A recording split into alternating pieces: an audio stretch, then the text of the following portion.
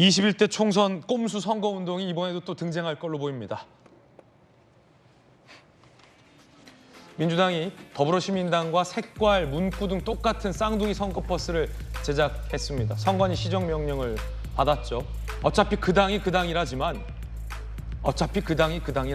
눈 가리고 아웅이라도 해야 한다라는 거죠. 미래통합당, 미래한국당 합동 유세하며 당시 한 후보가 점퍼를 뒤집어 입었던 일은 아주 유명했던 일화였습니다. 후보자나 선거 사무원이 아니면 기호나 당명이 적힌 점퍼를 입을 수 없다. 김광삼 변호사님, 네. 선거법상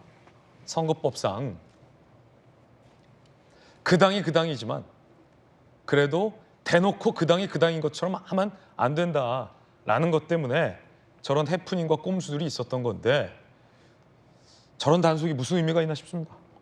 또 마찬가지겠죠. 또 반복될 거예요. 근데 사실은 유성정당 이렇게 유성자 붙이면 안 되고요. 유장정당이 맞아요. 위장정당. 그래 유장이죠. 겉에는 똑같은 민주당인데 겉에 옷만 딱 바꿔 입은 거예요. 이름도 비슷해요. 김광삼 그러면 김광상 뭐 이런 식으로. 그러니까 결과적으로 이제 국민을 이제 기만하는 것이다 이렇게 볼 수밖에 없어요.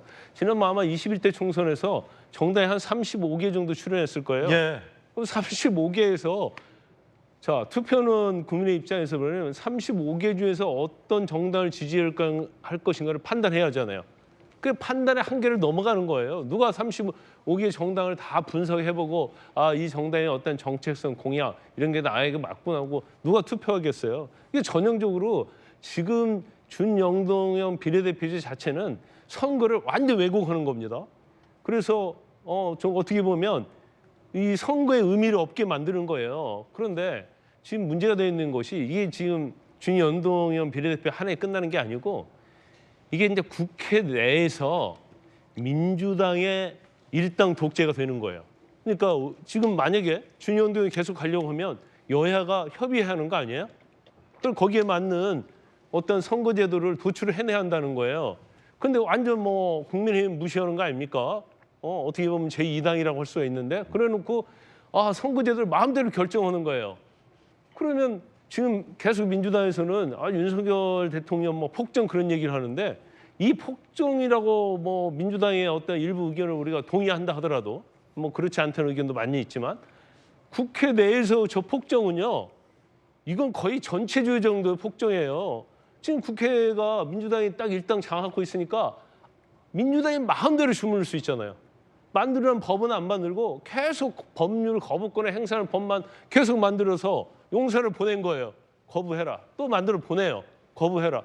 국민들이 그러면 대통령이 법률 거부권 남용했다. 이렇게 볼 거야 하면서 계속 만들어내는데 막판에 가장 끝판왕이 바로 저 선거제도라고 저는 보거든요.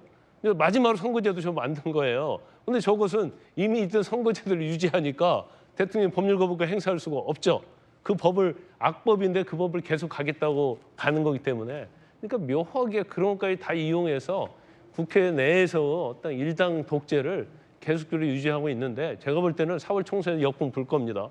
그래서 일당의 어떤 위치를 과연 차지할 수 있을까? 뭐 국민들이 현명하신다고 한다면 그건 쉽지 않을 거라고 봅니다. 예, 김광삼 변호사의 어떤 개인적인 전망이고요. 총선을 앞두고 총선 결과와 관련된 추측이나 짐작은 좀 삼가 주시기 부탁드리겠습니다.